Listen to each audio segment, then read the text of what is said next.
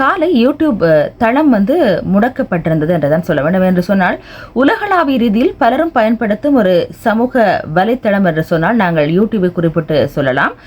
Down detector தளத்தின் தரவுப்படி சுமார் 2 லட்சத்திற்கும் அதிகமான பயனர்கள் இந்த செயலியை பயன்படுத்துவதில் சிக்கல்களை எதிர்கொண்டதான ஒரு தகவல் இப்போது வெளியாக இருக்கிறது. கூகுள் நிறுவனம் சேவைகளை சீரமைக்கும் பணிகளில் இப்போது ஈடுபட்டிருப்பதான ஒரு தகவலும் வெளியாக இருக்கிறது. எனவே சமூக வலைத்தள பாவனை என்று சொல்லும்போது அதிகமாக நாங்கள் பயன்படுத்தும் சமூக வலைத்தளம் என்று குறிப்பிட்டு சொன்னால் யூடியூபை சொல்லலாம். எனவே இந்த யூடியூப் பாவனையின் போது இன்று காலையில் நிறைய பயனர்கள் இந்த சிக்கலை எதிர்கொண்டிருப்பதான ஒரு தகவல் இப்போது வெளியாக இருக்கிறது. எனவே சிக்கல்கள் விரைவில் சரி செய்யப்பட்டுவிடும் என்று கூகுள் நிறுவனமும் அறிவித்திருக்கிறது. எனவே பொறுத்திருந்து பார்க்கலாம்.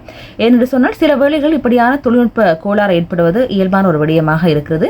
அந்த வகையில் இந்த சிக்கலும் விரைவில் தீர்க்கப்படும் என்று தெரிவிக்கப்பட்டிருக்கிறது. அதாவது உலகில் ஒரு சில இடங்களில் ஒரு சில பகுதிகளில் தான் இப்படியான ஒரு சம்பவம் பதிவாகி இருக்கின்றது. எனவே இன்று ஏற்பட்ட தொழில்நுட்ப கோளாறு காரணமாக ஏற்பட்ட திடீரென்று யூடியூப் தளம் முடங்கியிருப்பதான ஒரு தகவல் இப்போது உலக செய்திகள் பக்கத்தில் வெளியாக இருக்கிறது.